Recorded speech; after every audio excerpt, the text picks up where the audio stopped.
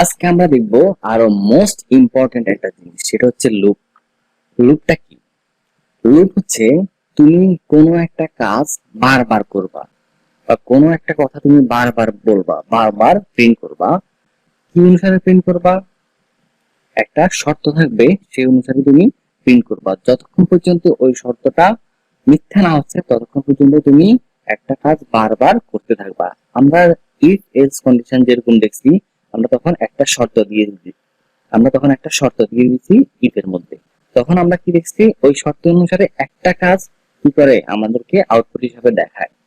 শর্তটা সত্যি হলে আমাদের একটা আউটপুট দেখায় এবং মিথ্যা হলে আরেকটা আউটপুট দেখায়।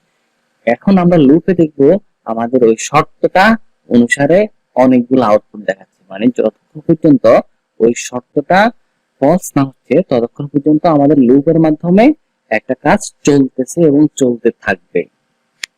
এখন আমাদের লুপের মধ্যে অনেকগুলো লুপ আছে। আজকে আমরা দেখবো হোয়াইল লুপ। তো আমরা এখানে একটা ফাইল খুলে ফেলি, while.js নামে একটা ফাইল খুলে ফেললাম। এখন আমরা দেখবো হোয়াইল লুপটা কিভাবে কাজ করে। আমাদের একটা হোয়াইল কিওয়ার্ড আছে, এর সাথে একটা শর্ত লেখার জন্য প্যারেনথেসিস আছে বা ফার্স্ট ব্র্যাকেট আছে। এখন আমরা এখানে একটা শর্ত লিখবো। ধরো আমরা যদি এখানে শর্ত থাকে ট্রু, যদি শর্ত থাকে তাহলে আমাদের ধরো একটা জিনিস কনসোল ডট লগ করবে, সেটা হচ্ছে ধরো হাই হাউ আর ইউ, আমাদেরকে প্রিন্ট করে দেখাবে। যদি এই শর্তটা ট্রু হয় তাহলে আমাদেরকে hi how are you print করে দেখাবে। এখন যদি আমরা এই লুপটা এখানে চালু করি তাহলে কি হবে? তাহলে যেহেতু আমাদের এখানে ট্রু আছে তাহলে এটা সারা জীবন চলতে থাকবে। এটা একটা ইনফিনিটি লুপ হয়ে যাবে। একসময় আমাদের এই যে ভিজুয়াল স্টুডিও কোড এটাও ক্র্যাশ করে ফেলবে, এটা শুধু চলতে থাকবে। আমরা যদি একবার চালু করে দেখি তাহলে দেখো কি অবস্থা হয়। ধরো আমরা লিখছি হচ্ছে নোড while .js। এখন যদি আমরা চালু করি দেখো আমাদের একটা নীতিকিচ্ছু অবস্থা হয়ে যাবে। আমরা ক্লিক করলাম, দেখো আমাদের এটা চলতেই আছে। আমরা এটাকে ক্রস করে দিই, নাহলে এটা সারা জীবন চলতে থাকবে। চলতে আমাদের এই ভিজুয়াল স্টুডিও কোড এডিটরটা নষ্ট হয়ে যাবে। তো আমরা এটাকে এতবার চালাইলাম না, আমরা এটাকে সিম্পলি অফ করে রাখলাম। এখন আমাদের কাজ হচ্ছে আমরা যদি ট্রু দিয়ে দিই তাহলে এটা চলতেই থাকবে। আমাদের শর্ত হচ্ছে কি, এখানে যতক্ষণ পর্যন্ত ফলস হবে না ততক্ষণ পর্যন্ত চলবে। তো আমরা সেই কাজটাই করবো। আমরা টার্মিনালটা আবার ওপেন করে নিই, ওপেন করে আমাদের গিট ব্যাশটা এখান থেকে চালু করে নিই। গিট ব্যাশ আমাদের এখানে চলতেছে, এখনো চলতেছে। আমরা এটাকে ডিলিট করে দিই, আমরা পাওয়ার শেলে ডিলিট করে দিই। আমরা টার্মিনালে গিয়ে নিউ টার্মিনাল করে আমাদের একটা গিট ব্যাশ অন করে দিই। এখন আমরা এখানে যদি ফলস দিয়ে দিই দেখো কি হয়। ফলস দিয়ে দিলে এটা কিন্তু আমাদের নোড while.js, তাহলে কিন্তু এটা চলবে না। ফলস হলে এই জিনিসটা আমাদেরকে দেখাবে না, কিন্তু ট্রু হলে দেখাবে। এটা হচ্ছে আমাদের শর্ত। যদি ট্রু শুধু দিয়ে দিই তাহলে সারা জীবন চলবে। এই জন্য আমরা এখানে একটা শর্ত দিয়ে দিব কত পর্যন্ত চলবে। ধরো আমাদের এখানে একটা ভ্যারিয়েবল নিলাম, ভ্যারিয়েবল i equal to 1, এবং এখানে আমরা লিখে দিলাম i এর মানটা যতক্ষণ পর্যন্ত 5 এর সমান অথবা 5 এর থেকে ছোট থাকবে ততক্ষণ পর্যন্ত এই জিনিসটা প্রিন্ট করবে। i এর মানটা যতক্ষণ পর্যন্ত 5 থেকে ছোট এবং 5 এর সমান না হবে ততক্ষণ পর্যন্ত এটা প্রিন্ট করবে। i এর মানটা যদি 6 হয়ে যায় তাহলে এটা প্রিন্ট করবে না।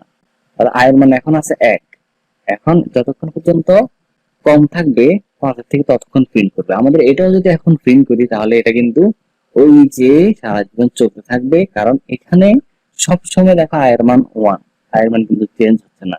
তাহলে 1 আসতে থাকবে, এটা প্রিন্ট করতে থাকবে। এই জন্য আমরা এখানে নিচে লিখবো এই i এর মানটা পরিবর্তনশীল করে দেব i প্লাস প্লাস দিয়ে। i প্লাস প্লাস মানে এই i এর মানটা 1 বাড়াবো।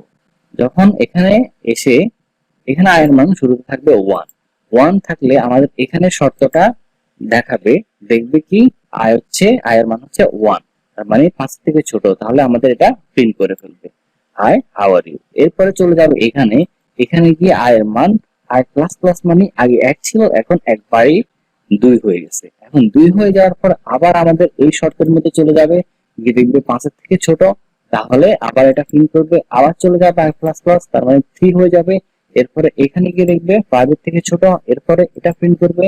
এরপরে এখানে এসে আবার 4 হয়ে যাবে, এক ভাড়া দিবে আই এর মানটাকে, এখানে চলে যাবে, দেখবে যে 4 হয়ে গেছে, তার মানে তাও 5 এর থেকে ছোট, আবার প্রিন্ট করবে, আবার এখানে চলে আসবে।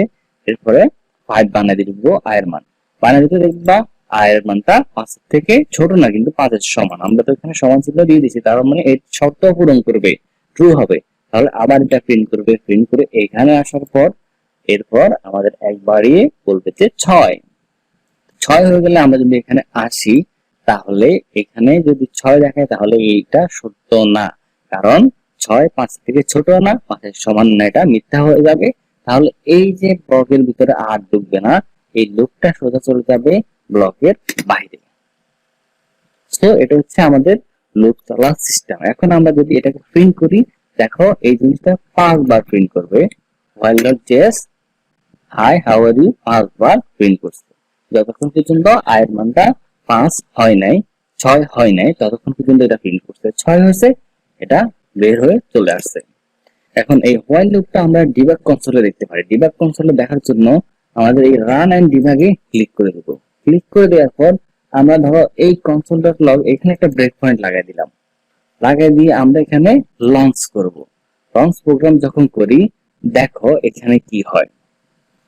আমরা দেখো এখানে দেখাচ্ছে স্টেপ ওভার। স্টেপ ওভারে যদি আমরা ক্লিক করি, দেখো কি হয়। প্রথমে দেখো এখানে যদি আমরা হোভার করি, এখানে যদি আমরা ক্লিক করি, ক্লিক করলে দেখো আয়ের মানটা আগে 1 ছিল, এখন হয়ে গেছে 2। আয়ের মান কত হয়ে গেছে? 2 হয়ে গেছে। এখানে দেখো, এখানে আমাদের দেখাবে, এখানেও আমাদের দেখাবে আয়ের মানটা হয়ে গেছে 2। 2 মানে 5 থেকে ছোট। তো যদি আমরা আবার ক্লিক করি, তাহলে এখানে দেখো আমাদের হাই হাউ আর ইউটা প্রিন্ট করবে, এই জায়গায় চলে আসছে। এরপরে আবার ক্লিক করলে আবার যাবে এখানে, এখানে গিয়ে আমাদের আয়ের মানটা হয়ে যাবে 3। দেখো এখান থেকে কিন্তু আমাদের এই ব্লকের মধ্যে এটা ঢুকে গেছে। এখন হচ্ছে আয়ের মান 3, এটা হোভার করলে দেখাবে, আবার এখানে আয়ের মানটা দেখাবে। এরপরে আবার ক্লিক করলে চলে যাবে হচ্ছে কনসোলে। এরপরে আবার এটা করে দিবে 4, এখানে আসলে আমাদের 3টাকে করে দিবে হচ্ছে, এখন 3 আছে, এখন এটা হচ্ছে 1 যোগ করে দিবে 4। ক্লিক করলে দেখো এখানে এখন আসছে 4, 4 আসে, এখানে আবার যাবে এসে আবার এখানে আসি করে দিবে 5, 5 করলে এখানে আসি, এবার হচ্ছে 5 থাকলে আমাদের এখানে ভিতরে আবার ঢুকবে। এবার আসি এখানে করে দিবে 6 যদি করে দিই, দেখো কি হয়। তাহলে এখানে আসি, এখন দেখবে যে আমাদের এটা 6 হয়ে গেছে। এখন যদি আমরা এখানে স্টেপ ওভারে ক্লিক করি, এটা সোজা বাইরে চলে আসছে, এটা কনসোলের মধ্যে ঢুকে নাই। তাহলে আমাদের ডিবাগ কনসোলটা এভাবে কাজ করে, আমরা বুঝলাম। সো আমরা হোয়াইল লুপটা কিভাবে কাজ করে সেটা আমরা ডিবাগ কনসোলের মাধ্যমে খুব সহজে দেখে ফেলতে পারি। এখন আমরা এই ব্রেক পয়েন্টটা উঠে দিলাম, উঠে দিয়ে আমরা আগের পজিশনে চলে গেলাম। এখন দেখো আমরা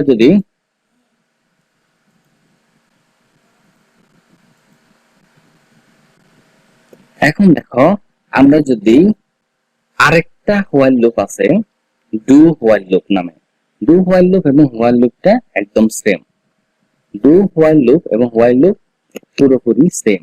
শুধু ডু হোয়াইল লুপে কি থাকে, এই যে এই জিনিসটা থাকে, এটা থাকে হচ্ছে এই যে শেষে, এবং এটা শেষে একটা সেমিকোলন থাকে, আর এখানে থাকে হচ্ছে ডু।